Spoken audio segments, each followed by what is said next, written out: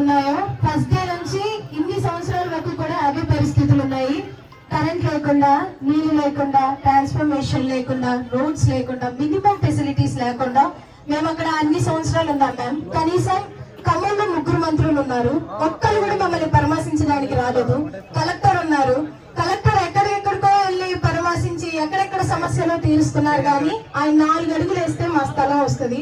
ఆయనకి సంవత్సరం అంతా వర్క్ చేసిన తీరని సమస్యలు మా దగ్గర ఉన్నాయి మ్యామ్. అయినా కానీ ఆ కలెక్టర్ ఒక్కసారి కూడా రాలేదు. ఆయన కలెక్టర్ గురించి మాట్లాడుతున్నాను, ఆయన వాళ్ళ కోసం వాళ్ళ కింద పనిచేస్తున్నా అర్థం కావట్లేదు, మా కోసం పనిచేస్తున్నా అర్థం కావట్లేదు. ఆయన చదివిన చదువు అంతా ప్రజల సమస్యలు ఎట్లా తీర్చాలని, కానీ ఆయన ఒక్కసారి కూడా ఇక్కడ 700 కుటుంబాలు ఉన్నాయి మ్యామ్. ఒక్క కుటుంబానికి సమస్య వచ్చిందంటేనే బాధ్యత కలిగి వాళ్ళ కుటుంబ సమస్యను తీర్చే బాధ్యత ప్రభుత్వానికి ఖచ్చితంగా ఉంటుంది. ప్రతి కుటుంబం మీద బాధ్యత ఉంటుంది. కానీ ఇక్కడ 700 కుటుంబాలు మేము సమస్యల్లో ఉన్నాం మ్యామ్. ప్రతి సమస్యలు ఉన్నాయి. ఇక్కడ అందరూ గర్భిణీ స్త్రీలు ఉన్నారు, చదువుకునే పిల్లలు, చిన్న పిల్లలు, ప్రతి సమస్యతో ఉన్నారు మ్యామ్. ఇక్కడ ఇర్రెస్పాన్సిబుల్ గవర్నమెంట్ చెప్పాలంటే అసలు ఏం పట్టించుకోవట్లేదు. అండ్ మాకు మనిషి బ్రతకడానికి కావలసిన మౌలిక వసతులు కూడా లేవు. మళ్ళీ మాకు అన్యాయంగా వెళ్తున్నామా అంటే అది కూడా కాదు మ్యామ్. మాకు అన్ని ఆర్డర్స్ ఉన్నాయి. మాకు నాట్ ఎంటర్డ్ ఆర్డర్ వాళ్ళకి వచ్చింది, వాళ్ళు రాకూడదు, వాళ్ళు వచ్చి మమ్మల్ని ఏం అనకూడదని ఆర్డర్ కూడా వచ్చింది. ఒక ఆర్డర్ అక్కడ నివసిస్తున్న ప్రజలకి తక్షణమే వాటర్, కరెంటు, అక్కడ నివసిస్తున్న ప్రజలకి అన్ని ఫెసిలిటీస్ కల్పించండి అని హైకోర్టు నుంచి, సుప్రీంకోర్టు నుంచి ఆర్డర్స్ వచ్చాయి. ఆర్డర్స్ పట్టించుకోలేదు.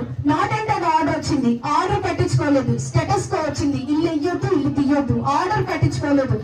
గవర్నమెంట్ ఇప్పుడు రేవంత్ రెడ్డి గారు ఉన్నారు, ఆయన పదవి చేపట్టేటప్పుడు ప్రమాణ స్వీకారం చేసేటప్పుడు ఒక మాట అని ఉంటారు, I definitely respect constitutional rights and provisions and policies అని చెప్పారు. కానీ ఎక్కడ madam high court, supreme court orders follow అవ్వట్లేదు. ఆయన ఇంకేం చేస్తారు? అక్కడ పోయి 3 మంత్రులు చెప్పుకోవడానికి ఖమ్మంలో ఇది చాలా సిగ్గుచేటు. ముందు వాళ్ళకే అనిపించాలి, 3 మంత్రులు ఉండి ఇంతమంది రోడ్ల మీద పడి ఇంతమంది పరామర్శించడానికి వస్తున్నారంటే ముందు వాళ్ళకి సిగ్గుచేటు. మాకు ఇంకా చెప్పుకోవడానికి 3 మంత్రులని.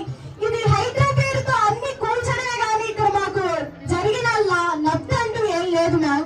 చదువుకునే పిల్లలకి మాకు ఇన్స్పిరేషన్ ఉండాల్సిన ఈ పొలిటీషియన్స్ కానీ, ఇంకా కలెక్టర్ కానీ, ఆఫీసర్స్ కానీ, ఎంఆర్ఓలు, విఆర్ఓలు, ఇంకా పోలీస్ శాఖ మొత్తం కానీ మాకు ఇన్స్పిరేషన్ ఉండాల్సిన వాళ్ళు ఒక్కళ్ళు కూడా ఇన్స్పిరేషన్ ఉండేటట్టు లేరు మ్యామ్.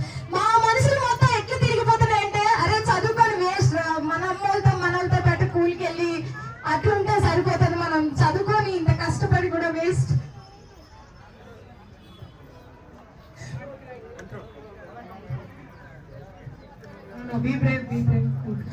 కష్టపడి రూపాయి కూడేసుకొని ఇక్కడ అందరూ కూలికి